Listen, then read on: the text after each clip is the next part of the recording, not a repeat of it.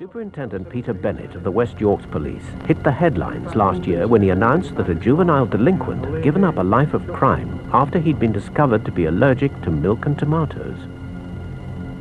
It seems everybody has a favourite cause for crime. I don't go for any single cause at all. There may be a whole range of causes, but one cause that I am convinced needs attention is the question of nutritional health. It's been known for years that a proportion of children with behaviour problems go on to commit crimes, and Superintendent Bennett wanted to see how many more of the young offenders in his area might be allergic to food. Kids like Dale, a persistent offender. That's it, just hold it there. And 9-year-old Wayne, a young vandal who has already caused over £30,000 worth of criminal damage. Also in trouble with the law, 12-year-old Jason, and a girl, 12-year-old Claire.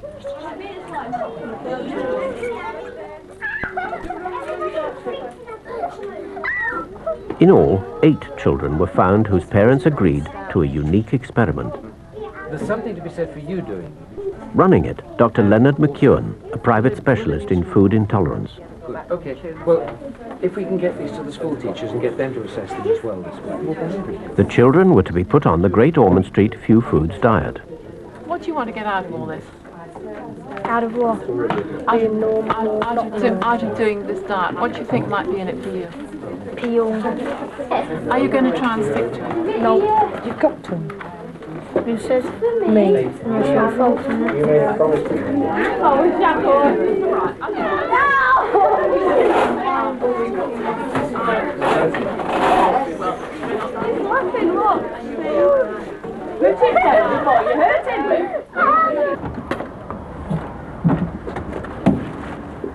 Because the Few Foods diet is so complicated and restrictive, it's only done under medical supervision.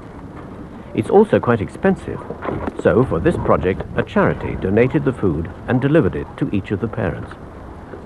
Hello, come on in. But would these problem children accept it? As it turned out, initially all of them did, although somewhat reluctantly.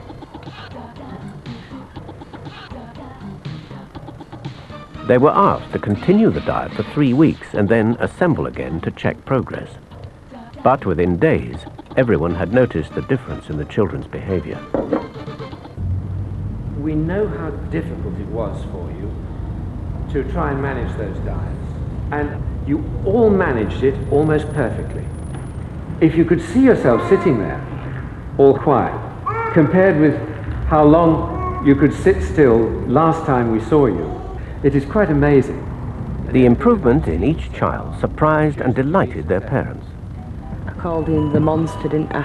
And then as he got better, I called him the little angel, which is saying something.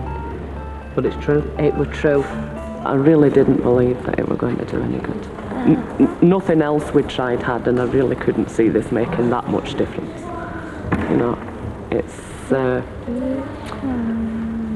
She's like a completely different person. Everything about her is just completely different.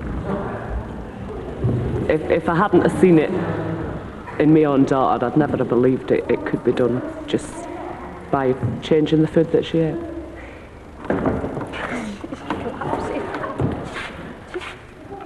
Only a few weeks before, these two were almost at each other's throats.